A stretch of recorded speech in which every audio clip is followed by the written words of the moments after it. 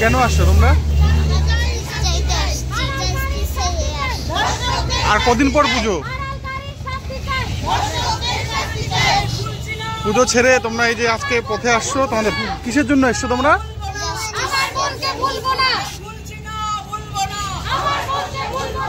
আপনারা দেখছেন নর্থ বেঙ্গল সমাচার, উত্তরের বার্তা, সত্যের পথে। দেবীপক্ষ সূচনার আবহে একাদশীর পর কেটেছে প্রথমা, দ্বিতীয়া, তৃতীয়া, আজ চতুর্থী।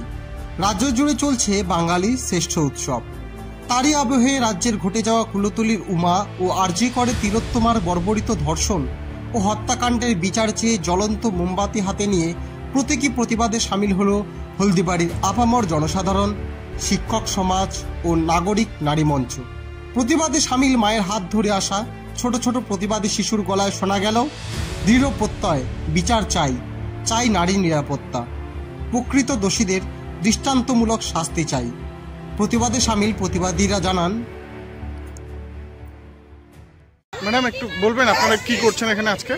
আমরা হলদিবাড়ি সমস্ত নাগরিকের পক্ষ থেকে গতকাল যে বিভৎস ঘটনা ঘটে গেছে, মাত্র 9 বছরের একটি শিশু, সেও পরিত্রাণ পায়নি এই নর পশুদের হাত থেকে, সেইটার বিচার চেয়ে অভয়ার সব ঘটনার মাঝখানে এই ঘটনাটা ঘটে গেল।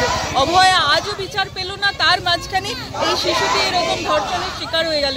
আমরা এই পরিবেশের থেকে মুক্তি চাইছি।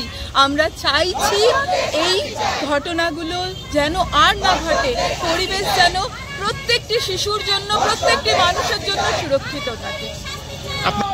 দিদি আপনারা কেন এসেছেন আজকে? আমার মনকে ভুলবো না, একটার পর একটা ঘটনা ঘটে যাচ্ছে, নৃশংস ঘটনা। আরজি করের প্রতিবাদে আমরা পথে নামছি, সেটার বিচার হতে না হলে কালকে আবার জয়নগর। এভাবে কতদিন চলবে? এইভাবে কতদিন চলবে?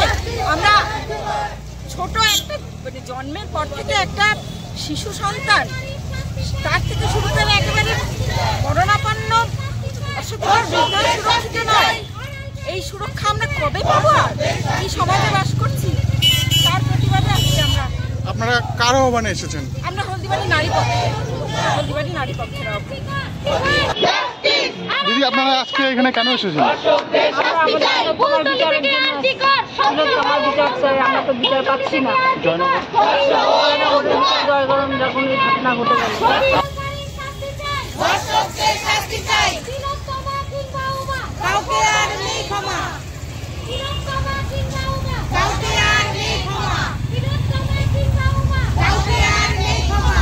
আপনারা দেখছেন নর্থ বেঙ্গল সমাচার, উত্তরের বার্তা, সত্যের পথে।